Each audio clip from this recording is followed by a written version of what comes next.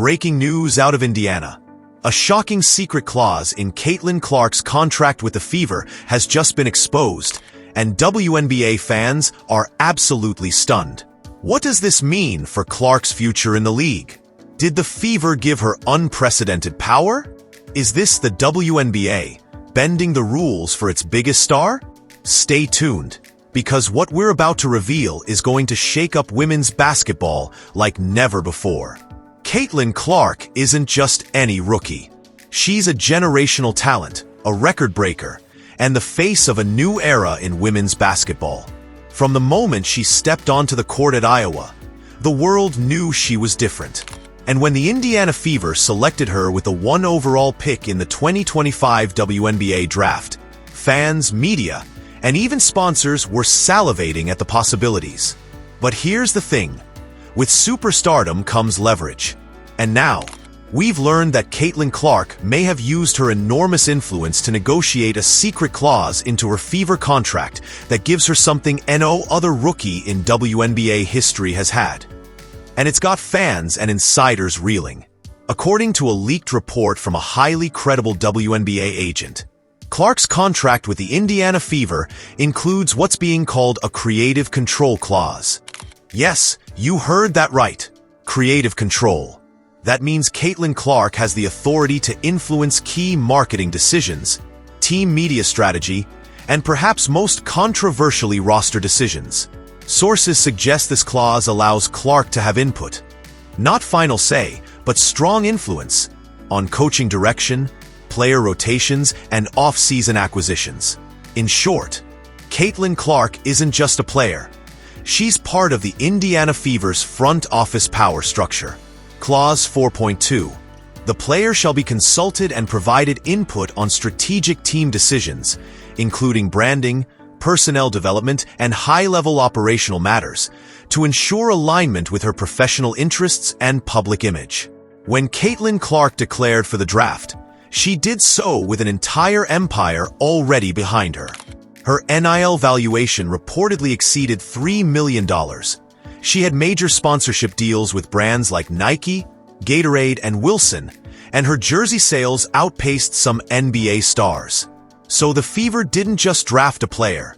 They landed a brand. Insiders believe Clark's agent used this immense value to press the Fever for unprecedented terms. And let's face it, the Fever needed Clark more than Clark needed the Fever. The team had been stuck in a losing cycle for years. Clark immediately brought national relevance, sold-out arenas, and global media attention. Negotiating leverage? She had it in spades. So when her reps requested influence on decisions that would directly affect Clark's brand and longevity, the Fever, and likely even the WNBA, gave the green light. Once this secret clause leaked, the internet exploded. Fans were divided. Some were stunned, calling it unfair. Others celebrated Clark for knowing her worth. This is wild. No rookie should be allowed to run a team. What happened to earning your stripes? LeBron 2.0. Clark knows she's the brand and is securing her future. If the clause is real, it's a slap in the face to veterans like Kelsey Mitchell who've been grinding for years. The clause sparked heated debates on sports talk shows, podcasts, and social media. Critics accused Clark of overstepping, while defenders said she's simply using her influence to protect her career and uplift the team. If Caitlin Clark negotiated this kind of clause, I'm not mad at her. I'm mad at the WNBA for not giving her the platform to earn even more. She is the WNBA right now. But here's where things get sticky. How do her teammates feel about this? If you're a player who's been with the Fever for years, like Kelsey Mitchell or Nalissa Smith, how do you respond to a rookie potentially having more say than you in key decisions? There have been whispers of tension. An anonymous source close to the team reportedly said, "Some players feel like it's the Caitlin Clark show now. It's hard when one person gets treated like royalty and everyone else feels like background dancers."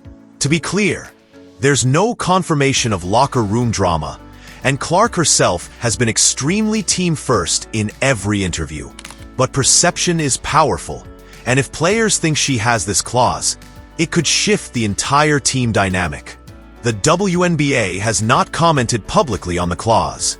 League insiders say they're being tight-lipped for a reason.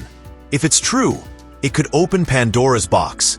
Every future top pick could demand similar influence, and the balance of team control could shift dramatically. Media figures are also split. Some argue that this evolution is necessary. The WNBA has long struggled with visibility and star promotion.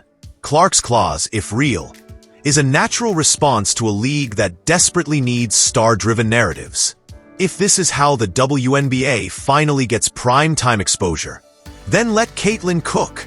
Now let's talk precedent.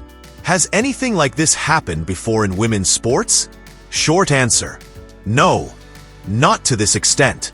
However, in the NBA, star players like LeBron James and Kevin Durant have long been known to wield soft power in front office decisions. But again, that came years into their careers. In the WNBA, this is uncharted territory.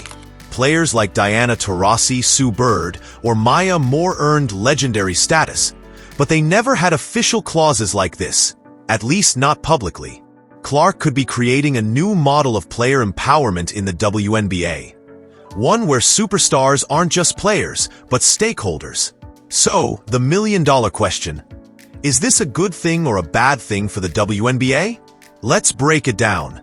On one hand, this clause signals the rise of women athletes finally getting the recognition and the control they've earned. Caitlin Clark is driving attendance, revenue, and attention. Giving her influence is a form of respect and smart business. But on the other hand, it risks alienating other players, destabilizing locker rooms, and creating two classes of athletes: the stars and everyone else. If the league doesn't find balance, it could turn into chaos. What we're witnessing is a pivotal moment in WNBA history. The league is growing fast, and Caitlin Clark might be the catalyst that forces structural change in how players, contracts, and franchises operate. Moving forward, all eyes will be on how this plays out on the court and behind the scenes. Will the Fever continue to rally around Clark as their leader? Or will resentment grow? Will other stars like Angel Reese or Paige Buchers demand similar treatment in their contracts? And will the WNBA step in to set boundaries on what rookies can and can't negotiate? Or will they embrace this new superstar-led direction? One thing's for sure: Caitlin Clark is not just changing how the game is played.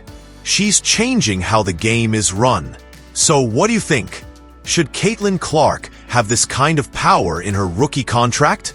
Is this the future of women's basketball? Or is it a dangerous precedent?